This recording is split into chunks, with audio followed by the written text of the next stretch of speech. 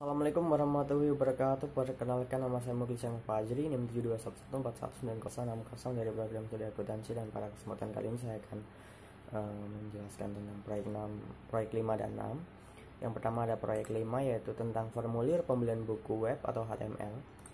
Baik, langsung saja masuk ke pendahuluan. Di sini yang pertama, proyek ini mengasumsikan bahwa Anda memiliki pengetahuan mengenai HTML atau Hypertext Markup Language dan bagaimana menggunakan Notepad sebagai editor teks. Formulir menyediakan sebuah mekanisme untuk mengumpulkan informasi dari para pengguna web.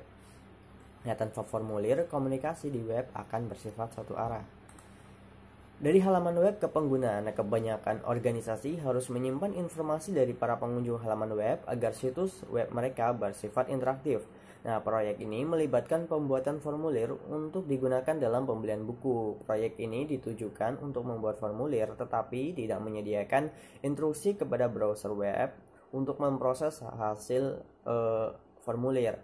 Nah, informasi dari formulir biasanya dikirim melalui atau dimasukkan ke dalam basis data sebuah web tersebut.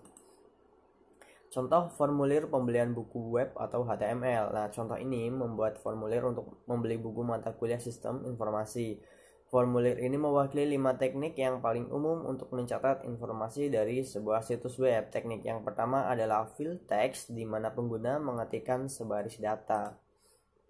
Masing-masing memiliki kelebihan dari contoh formulir tersebut. Nah, teknik memiliki kelebihan masing-masing, seperti menu drop-down menawarkan jawaban yang saling eksklusif, sama halnya dengan tombol radio, tetapi memakan tempat yang lebih sedikit pada layar komputer. Jika terdapat 50 atau lebih pilihan, misalnya negara bagian untuk alamat surat, menu drop-down lebih baik dibandingkan tombol radio. Tombol radio memiliki kelebihan dapat menampilkan semua pilihan kepada pengguna dengan satu tayangan.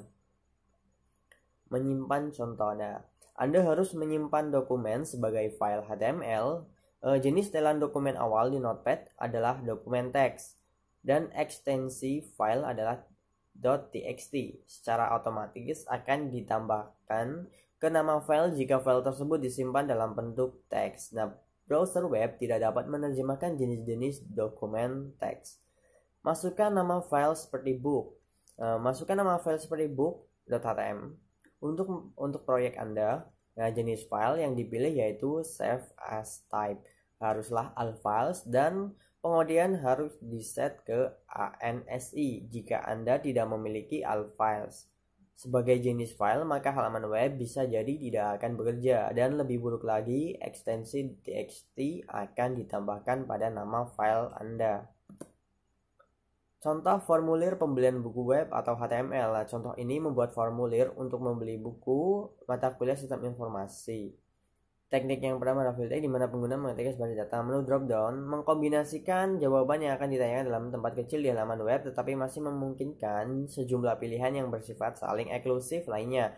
Teknik tombol radio sesuai jika beberapa pilihan yang saling eksklusif ditampilkan. Kotak cek serupa dengan tombol radio, tetapi pengguna dapat memilih satu atau lebih pilihan. Teknik input yang terakhir pada contoh ini adalah kotak teks untuk mengisi komentar bring me back. Kemudian ada proyek 6 tentang dasar-dasar spreadsheet. Nah, spreadsheet itu adalah lembar yang digunakan untuk melakukan perhitungan atau logika berdasarkan kondisi yang bisa jadi sulit dilakukan manajer. Perhitungan dapat dilakukan dengan cepat dan tanpa kesalahan. Kemudian proyek ini menggunakan Microsoft Excel untuk membuat sebuah lembar kerja sederhana. Nah, dengan menggunakan lembar kerja dan tidak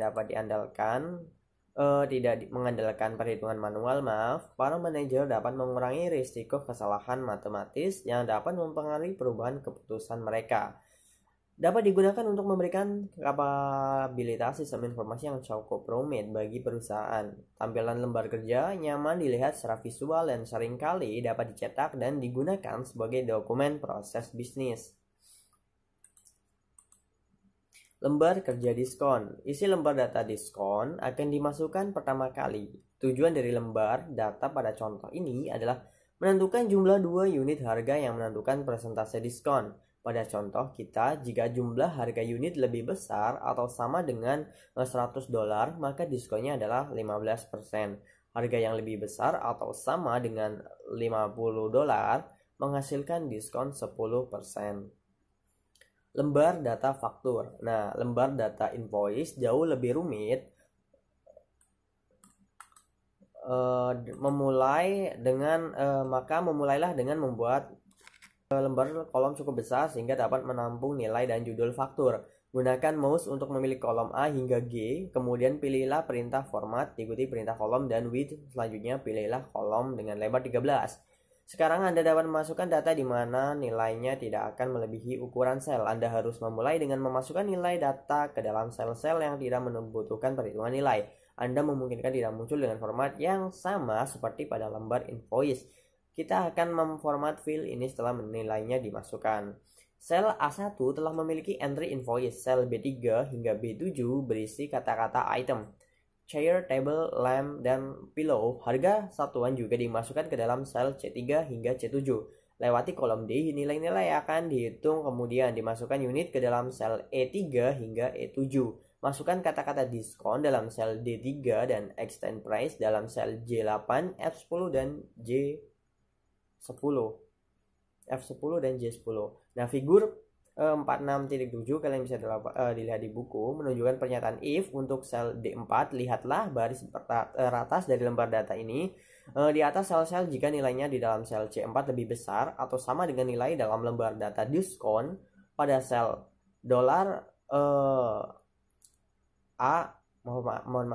A4 mutlak ini, maka nilainya lembar data diskon. Sel B4 mutlak ini akan ditempatkan ke dalam sel diskon, tetapi dengan adanya tanda dolar mengawali tujuan kolom dan baris, kita dapat menyalin atau cut dan paste formula ini ke dalam sel-sel lain.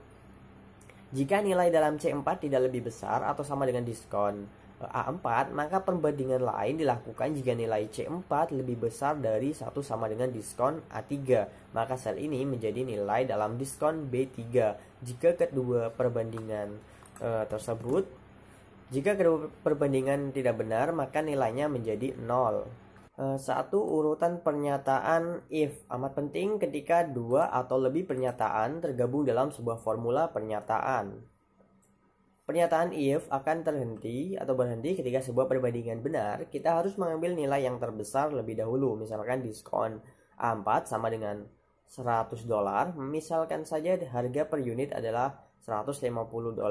Jika formula tersebut telah membandingkan nilai tersebut dengan diskon A3 terlebih dahulu, maka nilai seharga $50.